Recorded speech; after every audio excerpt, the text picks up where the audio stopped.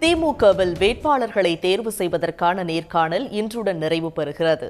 திருச்சி, தஞ்சை, அரியலூர் உள்ளிட்ட மாவட்டங்களை சேர்ந்தவர்களிடம் முதலமைச்சர் மு.க.ஸ்டாலின் நேர்காணல் நடத்தி வருகிறார். கூடுதல் விவரங்களோடு இணைகிறார் செய்தியாளர் அன்புச்செல்வன். அன்புச்செல்வன், விவரங்கள்.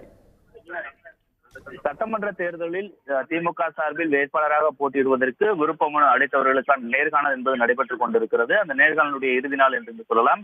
முதலமைச்சரும் திமுக தலைவருமான மு.க.ஸ்டாலின் தொடர்ந்து இந்த நேர்காணலை நடத்தி கொண்டிருக்கிறார்.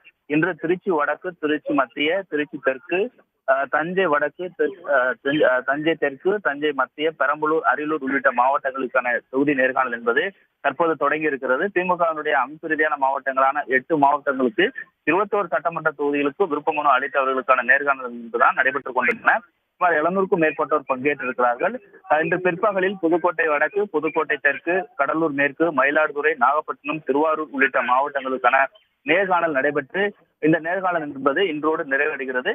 இந்த நேர்காணலை பொறுத்தவரை கடந்த சனிக்கிழமை நடைபெறுவதற்கு திட்டமிட்டிருந்த நிலையில் தான் அந்த ரம்ஜான் பண்டிகையை ஒட்டி மற்றொரு தேதிக்கு மாற்றி வைக்கப்படுவதாக தெரிவிக்கப்பட்டு அதற்கான நேர்காணல் என்பது இன்று நடைபெற்று இதோடு நிறைவேற இருக்கிறது. மிக முக்கியமாக முதலமைச்சர் தொகுதி வாரியாக இருக்கக்கூடியவர்களை எவ்வாறான பணிகள் நடைபெற்றுக் கொண்டிருக்கிறது, மாவட்டத்தில் யாரெல்லாம் செயல்பட்டுக் கொண்டிருக்கிறார்கள், மேலும் அரசுடைய திட்டங்கள் எவ்வாறு சென்றிருக்கிறது, வேறு எதுவும் சிக்கல்கள் இருக்கிறதா, மேலும் கூட்டணிக்காக யாரால் தொகுதிகளை கேட்கிறார்களா, நமக்கு ஒதுக்கப்படக்கூடிய பட்சத்தில் அனைவரும் ஒருங்கிணைந்து பணியாற்ற வேண்டும் உள்ளிட்ட அறிவுறுத்தலை வழங்குவதோடு மாவட்ட நிலவரங்கள் மற்றும் தேர்தல் வியூகங்கள் தொடர்பாக கூட இந்த நேர்காணல் என்பது முதலமைச்சர் கேட்டறிந்து வந்திருக்கிறார்.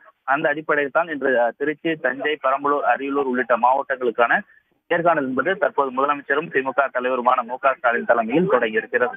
உடனுக்குடன் செய்திகளை தெரிந்து கொள்ள சன் நியூஸ் பெல் ஐகானை கிளிக் பண்ணுங்க.